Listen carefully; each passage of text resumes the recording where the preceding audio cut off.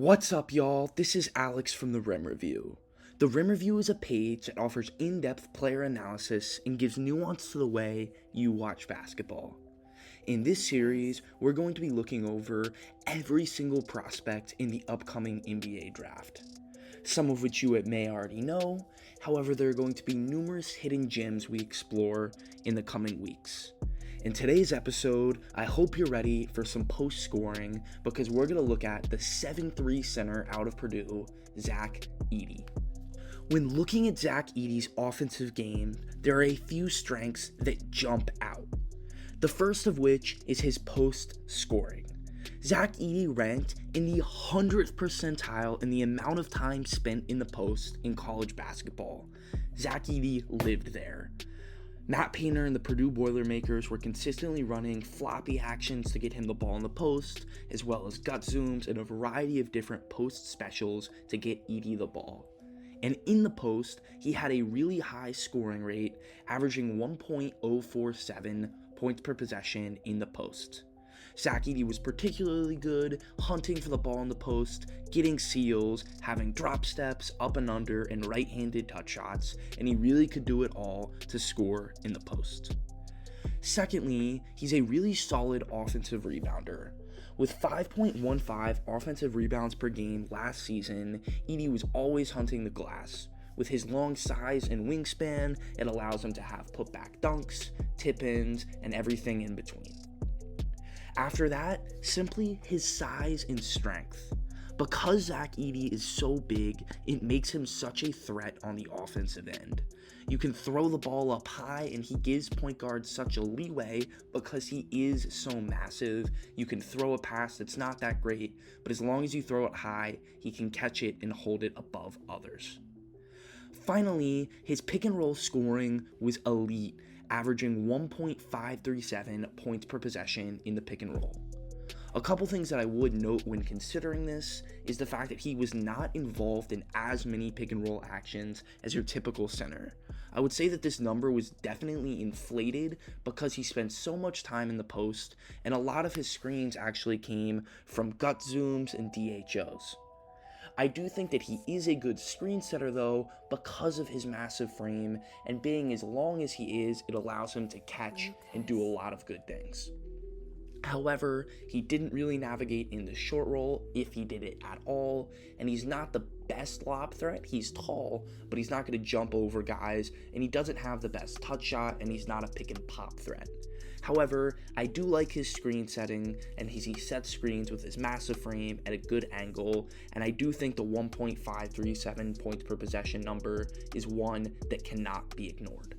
There are still some pretty big weaknesses to Zach Edey's game offensively. The first of which is he's a lot worse scoring with his left hand than his right. A lot of the times, Zach Edey, when he goes over the left, he's still able to score. However, if he's not in the circle, he really struggles with any sort of left-handed touch shot. It looks awkward and it looks forced. I think this is something that he can continue to work on as he's already improved exponentially within his college career, but it's one thing that is going to be next on his checklist of things to improve. Secondly, I think when he catches the ball out of the circle and moves to like 7 or 8 foot post-ups, sometimes he struggles. He doesn't really have the ability to fade away and make anything outside of his range. I definitely think he needs to work on extending his range and doing better with those deeper post-ups. Finally, I would say that he's a non-shooter. Not that I would say he is a non-shooter, as he only made 1 3 last season. However, he shot 70.6% from the line. It's not a great percentage, but it's not an awful percentage. I also would just like to add one thing that's not necessarily a weakness, but I would say it's a concern for scouts, and it's the fact that Purdue ran their offense for Zach Edey. Almost every play that they had was a post special to get him the ball in great positioning.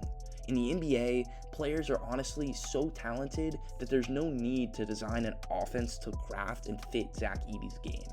So we haven't really seen Edey play as the 4th or 5th option, which he's probably going to be in an NBA offense. A lot of scouts project him to be in a Zubac style role. However, the Clippers aren't drawing up plays for Zubac. They're getting the ball to James Harden, Paul George, and Kawhi Leonard. So seeing how Zach Edey can thrive in a possession in a game where it's just not styled for post-ups every possession is something that is going to need work. Additionally, in the NBA, guys are more athletic and stronger, so his size might not be as overpowering. Now, let's get into the film and watch Zach Edey play. In this possession, Zach Edey has a size advantage and he's hunting the post right here. What I love to see are these multiple moves he's making to get the ball. Let's look at this play again. He first off starts with a post up right here with a cleared side. He's sealing his man, however the pass is not able to occur. I like this spin because he's preparing for this pass to be swung over here and Mason Gillis to make the high-low. However, when that happens, he's then able to get the ball for a nice layup. Good instincts from Edey. On this play, it's another seal looking for the ball. He first comes up for getting a screen, he then gets the inside, catches the ball, and has an easy dunk. He's elite when it comes to burying his man in the post. Right here, when he's guarded by a much shorter Coleman Hawkins, he's just going to push him, and look how easy it is. It looks like he's playing on a Nerf hoop. This size and strength he has is simply impressive. Right here, look how much he's able to push his man in. Booker on Michigan State is clearly trying, he's pushing him out here, but when Edey's able to get in, he just moves him with all of that force. It's just cool to see. Zach Edey's almost 300 pounds, and you can tell. Now, let's see him get into his touch shot. On this possession, he gets into a nice 6 to 7 feet right-handed touch. Right here, against Michael Cooper from Michigan State, once again, Edey's going to get the ball in the post, keep the ball high, and take one dribble to score. I love seeing how he's using his elbow to create a little bit of separation, and just the amount of touch he has is impressive. Right here, against a massive DJ Burns, Edey takes a somewhat deeper touch shot, but it still goes in. Right here, once again, it's more of the same. It's physical, and he just embarrassed Alex Caravan. These are the type of plays that make him a dominant force. I know we're saying a lot of repetitive plays here, and we're saying a lot of repetitive things, but these are the moves that are good to see. On this possession, Zach Edey is going to have a short shot with his left hand. In this range, he dominates. I like to see him have these shorter left-handed touch shots because it lets me believe that he could develop and have it as good as it is with his right hand. Against Oumar Ballo here, he once again has a shorter left-handed touch. Against Oumar Ballo on this possession though, it's not as good to see. He's going to once again be in a post position, but as you see, he takes it a step and a half further and it doesn't go in. It's these type of deeper post shots that he's a lot less confident in, and it does become a bit concerning. Right here, he's once again posting up, but he shoots it with his left hand and he's out of control. The shot still almost goes in, but he's more throwing it at the basket and he doesn't have the same touch that he has with his right hand. I think when he's able to bury his man and get inside with the left hand, it's great, but when he shoots it from a bit further, it's not as good. Right here, it's actually a very short shot that you would think would go in, but he just misses a bunny. Now let's look at some of the moves that he's able to have in the post, because having just right and left-handed touch is one thing, but let's watch some of the creative ways he could score. Right here, he has an awesome drop step to create separation. His drop step is one of his favorite moves, and it allows him to get easy buckets. Right here, it's another drop step, and it's honestly embarrassing for Coleman Hawkins. On this possession, guarded by Donovan Clingan, one of the more intriguing prospects in this class, Edey's going to use another move, an up and under. A clean post finish that is honestly going to be shown on draft night is one of his highlights. Right here, it's another post up, and he waits for the jump and gets an easy dunk. Now let's watch a little bit more of him in the post, but we're going to see him try to take some of these longer post up shots. Right here, as he's almost at the nail, it's not as good. Obviously, you're not going to be as good as a shooter when you shoot it from further out. However, it's definitely more noticeable for Edey than it is for others. His dominance declines, and right here, it's a left-handed shot that he struggles with. On this clip, we're actually going to see Zach Edey showcase a little bit of not having the best instincts in the post. I think he has great instincts normally, but this stuff can't happen. Right here, you have a mismatch in the post. There's no need to bring the ball down, just rip through and use your size for a layup. He brings it down, keeps it low, and it's a turnover. I think these are things that can easily be fixed for him, but it's just a mistake that I wanted to point out. Right here, it's another deep shot for Edey. I'm just trying to give you the full picture by showcasing a lot of post-up plays because everybody needs to see how he scores. Right here, he's bothered and he takes a tougher shot. Now let's explore a little bit of his passing in the post. Right here, Edey's going to catch the ball and Alabama is immediately sending the double by sending this guy right here.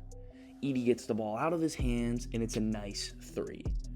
In the NBA, there's going to be a lot of shooters and they're probably still going to consider doubling Edey because of his size, but Edey's shown flashes of being a solid passer. Right here, it's more the same. The Iowa defender comes to double, and Edey hits a nice easy cut for a layup. On this possession, Purdue is going to play through Edey in the post. They hit him right here. He draws the second one, gets it back, and hits Fletcher Lawyer for a three. This is the type of playmaking that's really exciting. Now let's watch Zach Edey as a screen setter. Right here, he's going to twist, and look at how physical this screen is and how it takes Zakai Zeigler out of the play. He clips Zeigler, rolls, and gets a nice, easy finish. These are the type of things that are great to see because he's going to need to set hard physical screens to thrive in the pros. Right here, he's going to roll and then use his size against Donovan Clingan. On this possession, it's another screen setting opportunity for Zach Edey. He sets a screen here, gets out early, and there is no chance that this MIG from Northwestern is going to be able to help anything. He's in decent position, but it doesn't matter when you're that small. You're not going to be able to be a MIG on Zach Edey. Right here, they're going to run a double drag action. So Mason Gillis sets the first screen, Zach Edey sets the second. They're going to set it right here, and Zach Edey's going to roll, catch a late dump off, and have a nice finish. Let's finish off and watch a little bit of Zach Edey in offensive rebounding situations. On this clip, his length is just superb, and look at this tip in. That's just crazy. Right here, on a free throw, Edey's going to get another big rebound and is physical to get a dunk. And on this final clip, Zach Edey just embarrasses the Northwestern defender, showcasing his size and strength to score. Now that we've looked at Zach Edey's offense, let's explore his game defensively. The first of which with him defensively is the fact that he is a rim protector. Zach Edey had 83 blocks last season, and when you're as tall as he is, it's going to be very easy for you to protect the basket. Secondly, Zach Edey is really solid in drop coverage. There are times where Zach Edey is going to run a deeper drop than most bigs. However, he's really solid in that deep drop, and he's able to stay in front of his man and protect both guarding the ball and protect the roll man. Finally, Zach Edey is a very physical frame, and at times he just looks like a brick wall in the post. It's almost impossible to back him down because he is that strong. There are still some pretty big defensive weaknesses to Zach Edey's game. The first of which is that he's not very good in other types of pick and roll coverages. While his combine numbers have been improving a lot, there's still questions as to whether or not he could ever be mobile enough to do one of the higher, more normal drop coverages, or have a softer hard hedge, or switch, or blitz. I don't really know if he'll ever be able to develop that, and if he does develop that, it's going to take time. I think he's improved a lot, and the fact that it's even being considered as maybe an option in the future speaks to Edey's work ethic and growth. However, there's still a long way to go before he can have a pick and roll coverage that is different than his current deep drop. Secondly, the big weakness with his deep drop is the fact that it really struggles against pick and pop bigs. In the NBA, where almost everyone can shoot, it's really hard to justify having your man stay at the logo and below the nail. It's going to allow for numerous pick and pop bigs to pop and have easy threes to get buckets. Next, he struggles to play outside the paint even when he's not involved in a ball screen. He's going to really remain inside there, and I think this is something he's going to have to work on because in college there's no defensive 3-second rule. In the NBA, there is a defensive 3-second, and so it's going to require a lot more mobility from Zach Edey, and it's mobility that people aren't sure if he has. And even if you disregard the whole 3-second versus not 3-second rule, just leaving your man as open as Edey does at times is not going to be as effective as a strategy in the NBA when there are so many more talented centers. Finally, his stamina is in question as he, in the beginning of his career, got tired very frequently. I will say he was able to play significant minutes this season, especially in the NCAA tournament. However, it's still a question that scouts are going to have to explore. Now, let's start off and watch Zach Edey in drop coverage. On this possession, Xavier's going to run a double drag action, and as you see right here, Zach Edey is in a drop. However, the man guarding the guard is clipped by this double screen, so Zach Edey actually has to come up a step to protect this man right here. Edey showcases his amazing length as he's able to block this shot from standing at the free throw line. Really good stuff. Right here, against another ball screen action, Edey's in drop and has an amazing block.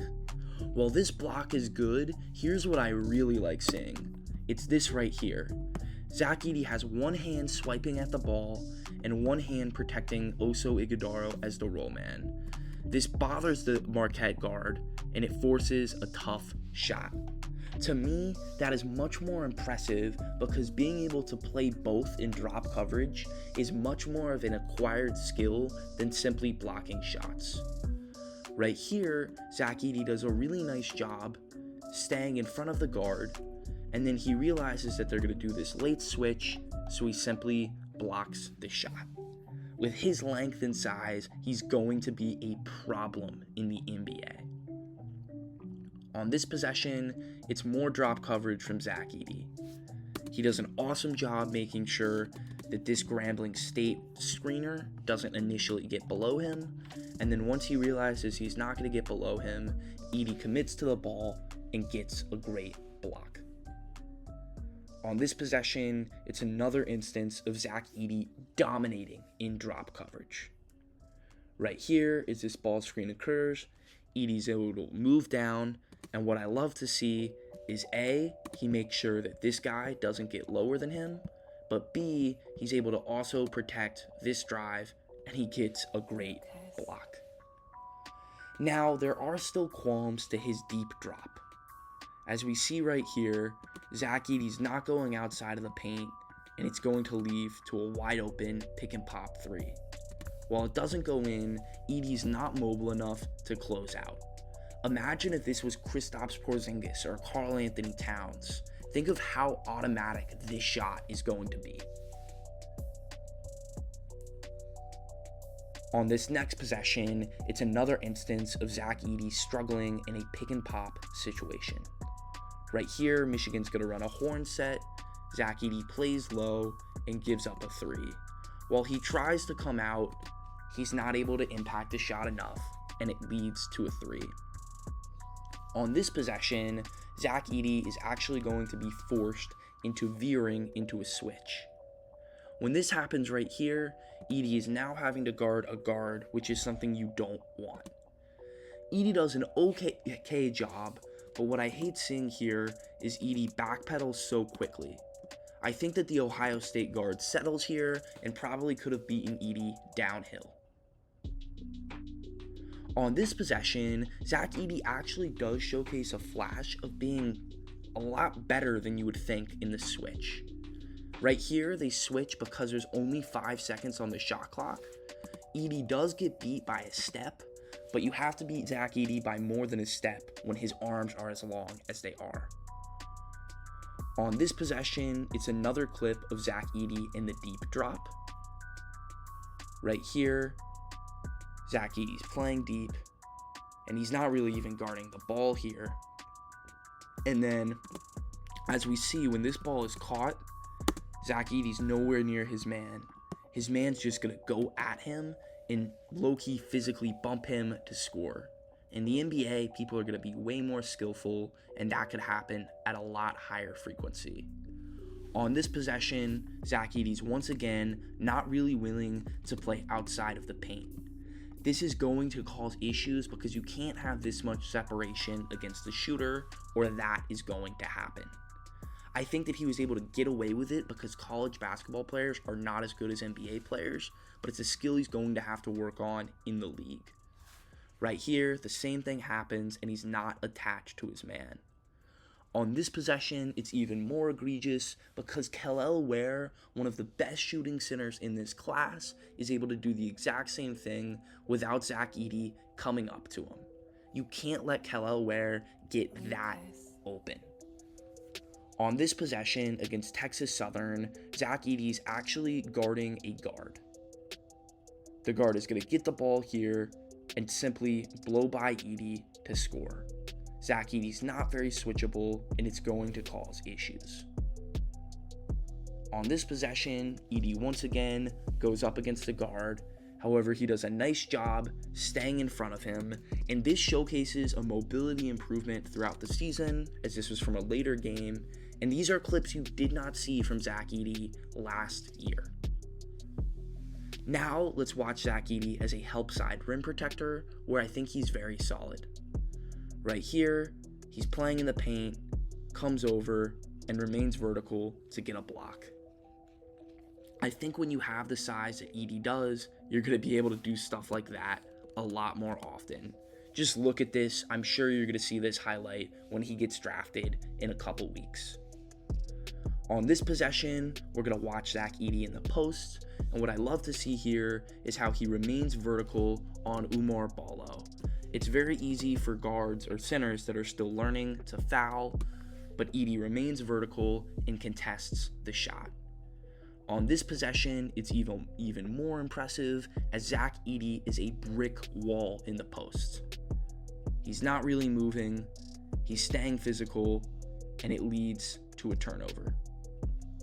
I will say, at times, in such as this possession, he does get beat by quicker and better athletes. Right here, he has multiple inches on the man that's posting him up. However, he doesn't have the speed and gets blown by. There is going to be an adjustment for Zach Edey as he tries to move to the NBA. He's not going to have offenses tailor-made to best suit his game, and defensively, he's going to have to get quicker. However, these are adjustments I believe he can make. While he's never going to be the modern big man, there is still a place for his style of play in the pros.